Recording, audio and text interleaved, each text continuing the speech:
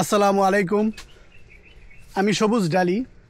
আপনারা অনেকেই আমার ভিডিও হয়তোবা দেখছেন। আমার ভিডিওতে আমারে দেখছেন যে আমি মাদ্রাসার বিষয় নিয়ে সৌদি আরবে মাদ্রাসার বিষয় নিয়ে ভিডিও বানাই, মাদ্রাসায় কাজ করি। তো আজকে আমি একটা মাজরার ভিতরে আছি। তো এটার ভিতরে থাকেও আমি মাদ্রাসার বিষয়ে কথা কব। যদি ভাই মাদ্রাসার বিষয়ে জানার আগ্রহী থাকে সৌদি আরবের, তাইলে এই ভিডিওটা দেখেন ভাই, অনুরোধ রইল। তো কত হইতেছে, মাদ্রাসায় যারা প্রথম আসেন, মাদ্রাসা কোম্পানির মধ্যে যারা প্রথম আসে, তাদের মানে নতুন আসলে সব সময় মানে সবারই এই সমস্যাটা হয়। কোম্পানি আপনার একজন পুরান লোকের সাথে দিব কাজ করার লাইগা, নতুন লোকের সাথে মানে দিব না, কারণ নতুন তো আর ভাষা বুঝবো না। যার কারণে অনেক সময় দেখা গেছে মাদ্রাসার মুদিরের কিছু লোক থাকে, হের সাথে কাজ করাবার লেগে দেয়, বা কোম্পানি নিজের লোক পুরান লোকের সাথে নতুন লোক কাজ করাবার লেগে দেয়। তাহলে আমার কথাটা হইতেছে যে ভাই, নতুন লোক আপনি আইছেন, আপনার অনেক কষ্ট করতে হইব, ঠিক আছে? আপনার অনেক কষ্ট করতে হইব, কারণ হইতেছে পুরান লোকেরা সব কিছু আগেই বাউ করে রাখছে। হ্যাগর বাড়া ভাত আপনি আইসা খাইবেন, এটা হারা মাইনা নিব না, ঠিক আছে? ঠিক তেমনই মনে করেন আমি আসছি, নতুন আসছি, সময় ভাষা পারি না, কিছু পারি না, সৌদির লয়ে কথা বলতে পারি না, কিছু করতে পারি না। তো আমারে দিছে একজন পুরান লোকের সাথে। আমি যে মাদ্রাসার মধ্যে কাজ করি, আমার সাথে আরেকজন পুরান লোক আছে।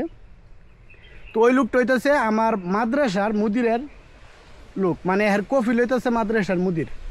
তো যাই হোক, হের প্রতি মুদিরের আলাদা একটু টেক কেয়ার, ভালোবাসা আছে, যার কারণে কোম্পানি এই বাইরের লোকটারে বাইর করতে পারে নাই। যারা মাদ্রাসায় কাজ করে তারা এই বিষয়ে ভালোই জানে যে অনেক লোক এখনও আছে বাইরের ফ্রি ভিসা লোক কোম্পানিতে কাজ করতেছে, মানে কোম্পানির আন্ডারে মাদ্রাসাতে কাজ করতেছে। তো আমার যে মেন কথাটা হইতেছে ভাই, আমি নতুন এসে অনেক কষ্ট করছি। কষ্ট বলতে বাসা টাসা কিছু পারি না, এইভাবে মানে পুরান লোকে আমারে বহুত খাটাইছে। হ্যাঁ, কোনো কিছু কাম করে নাই, আমারে দিয়ে সব কাজ করাইছে, কিন্তু নাম হয়েছে ওর। আমারে উপর থেকে নিচে নামতে দেয় নাই।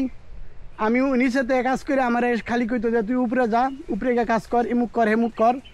আর মুদিরের চোখের সামনে কাজ করতো হ্যাঁ, বুঝছেন? মানে মুদিরের চোখের সামনে থাকতো হ্যাঁ, আমি থাকতাম আড়ালে উড়ালে, আমারে ওইখানে পাঠিয়ে দিত। কিন্তু ওইটা তো আর বুঝছি না যে হ্যাঁ বালা সাজা লেগে আমার উপরে পাঠিয়ে দিত। আচ্ছা যাই, মোটামুটি 1-1.5 বছর কাইটে গেছে আমি সৌদি আরবের মাদ্রাসার মধ্যে কাজ করতেছি। যতই হোক, আপনি যদি কাজ করেন আপনার মানুষের চোখে পড়বেই। আপনি যদি বইয়ে মোবাইল টিপেন তাইলে এটাও দেখবো মানুষে, আর যদি আপনি কাজ করেন ওইটাও দেখবো। তো যাই হোক, মোটামুটি 1-1.5 বছরে মোটামুটি চলার মতো বাসা পারি। এখন আবার পুরান লোকের ব্যবহার চেঞ্জ হয়ে গেছে, কারণ আগে নতুন আসছিলাম সময় ও এক ব্যবহার করতো, এখন যখন বাসা বাড়ি এখন ও আরেক ব্যবহার করে। এখন অনেক ভালো, ঠিক আছে? আমার সাথে খুব সাদিক, মানে কাজটা জইলে বাইরে কাজটা জইলে আমার নিয়ে যায়। হ্যাঁ, কথাবার্তা সব কিছু ভালো।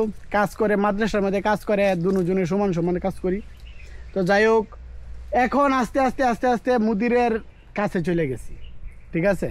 তো এই যে মাজরাটা, এই মাজরাটার মধ্যে আমি যে কাজ করতে আসছি, প্রায় সময় মাজরার মধ্যে আমি আসি কাজ করার জন্য। আপনারা অনেক ভিডিওর মধ্যে দেখছেন আমি মাজরা নিয়ে ভিডিও বানাইছি। তো কথা হইলো যে নতুন আইসা মুদিরে দেখতেই পারে নাই, আমারও দেখতে পারে নাই, কারণ কোম্পানির লোক মুদিরে পছন্দ করে না। তো আস্তে আস্তে থাকতে কষ্ট করতে কাজ করতে এখন মুদিরেও ভালোবাসে, মাদ্রাসার মাস্টাররা সবাই পছন্দ করে কাজের কারণে, ঠিক আছে? যার কারণে এখন ওদের কোনো কাজ কাম হইলে আমার আগে দিব ফোন। আমি যদি না যাইতে পারি, দেখা গেছে আমার কোম্পানি কোনো একটা কামে পাঠাই দিচ্ছে কোনো জায়গা, তাইলে ওই লোকটারে ফোন দেয়। তাছাড়া এই যে মাজরার মধ্যে আগে হ্যাঁ কাজ করতো, কিন্তু এখন আর ও কাজ করতে পারে না, কারণ হইতেছে এখন আমি কাজ করি। এই হইতেছে পরিশ্রম, আর হইতেছে ধৈর্যের ফল, ঠিক আছে? আপনি যদি ভাই পরিশ্রম করেন, ধৈর্য ধরে থাকেন, ইনশাল্লাহ একদিন ফল পাইবেন, ঠিক আছে? এই বিষয়টি বুঝাইলাম। যদি মাদ্রাসায় আসেন বা যে কোনো কোম্পানির কাজে আসেন ভাই, নতুন অবস্থায় আপনার খুব কষ্ট করতে হইব।